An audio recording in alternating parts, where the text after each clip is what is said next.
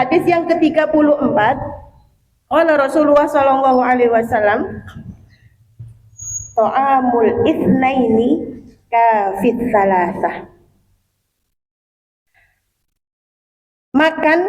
Makanan yang diperuntukkan untuk 2 orang, kafit salasah, mencukupi 3 orang.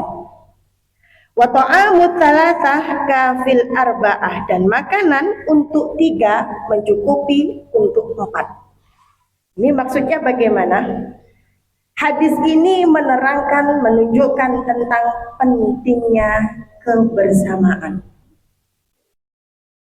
Rasulullah menganjurkan bukan hanya kepada sholat tok berjamaah, tidak. Tapi bahkan dari makan diperhatikan, makan itu lebih baiknya berjamaah, bersamaan, berkumpul. Itu kenapa? Lebih berkah daripada kita makan sendiri. Keberkahan makan ini lebih banyak kita dapatkan ketika makan bersamaan. Maka dari salah satu hadisnya Rasulullah ada yang mengatakan bahwasanya makanan yang barokah itu yang banyak tangannya. Makan yang barokah itu yang banyak tangannya. Menunjukkan bahwasanya al-barakah sil jamaah. Barokah itu bersama dengan adanya di dalam kebersamaan. Apa yang dimaksud barokah? Barokah itu kalau tandanya barokah bisa menambah kenikmatan kita, bisa menambah kebaikan-kebaikan kita. Itu yang dinamakan barokah. Rezeki yang barokah. Ini kenapa? Bukan rezeki yang banyak banget, tapi kita bisa mentasorufkan atau bisa menggunakan rezeki kita, harta kita ke jalan yang diridhoi oleh Allah, sehingga rezeki kita barokah, tidak akan pernah habis. Makanan kita makan satu nampan, ya. Ini dijelaskan di dalam hadisnya bahwasanya makan yang hanya cukup 2 orang bisa dimakan untuk 3 orang. Itu akhirnya dapat apa? Dari keberkahan situ cepat kenyangnya. Ya. Karena apa? Karena barokah. Nah itu.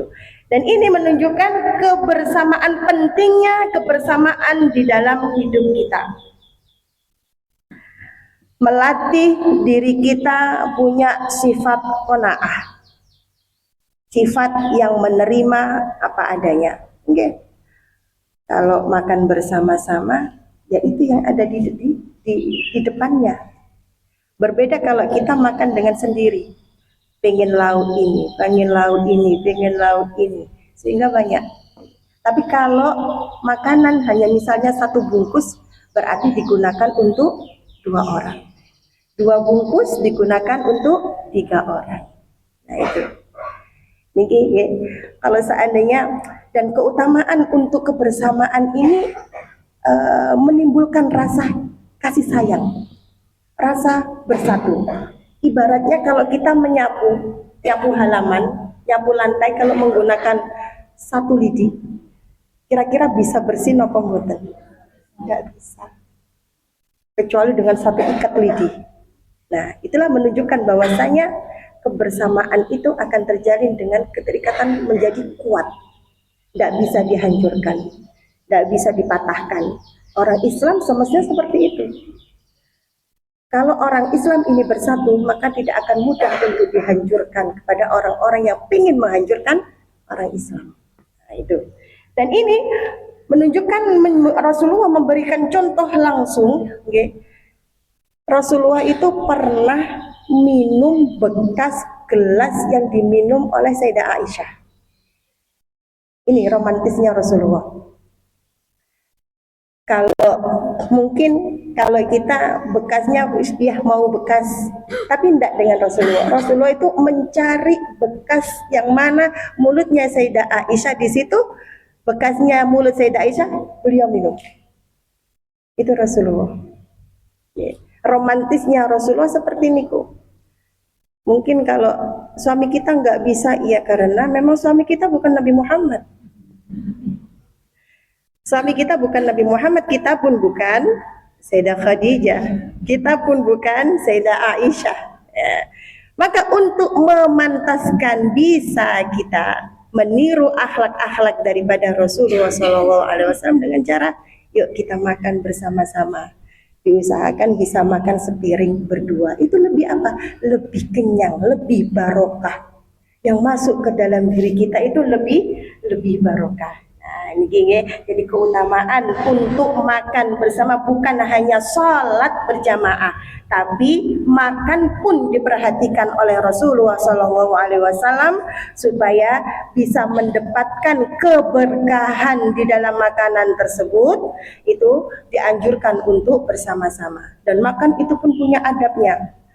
Kalau makan dari dari pinggir dulu, jangan langsung ke tengahnya. Itu adabnya, karena letak keberkahan itu ada di tengah. Oke, kita nggak tahu, makanya kalau makan sampai bersih, bukan karena kita rakus boten. Ya, biasanya sampai ada bahkan disuruh dianjurkan untuk menjilat tangannya. Itu kalau menurut kedokteran itu ada nomor nih mengandung enzim apa itu nggih. Tapi itu sunnahnya Rasulullah. Supaya apa? Kita nggak tahu letak keberkahan kita itu ada di mana. Bisa jadi di sela-sela jari-jari kita. Nah itu ya. Jadi sudah diajarkan oleh Rasulullah sebelum 1500 tahun yang lalu, sebelum dokter mengatakan bahwasanya itu Rasulullah sudah jadi dokter bagi kita. Bagi umatnya sudah. Nah itu ya. Jadi hadis yang ke-34 menunjukkan bahwasanya keberkahan di dalam jamaah, baik itu di dalam jamaah salat maupun di dalam bersosialitas maupun di dalam makanan, dianjurkan oleh Rasulullah untuk bersama-sama. Dengan bersama-sama kita hidup rukun.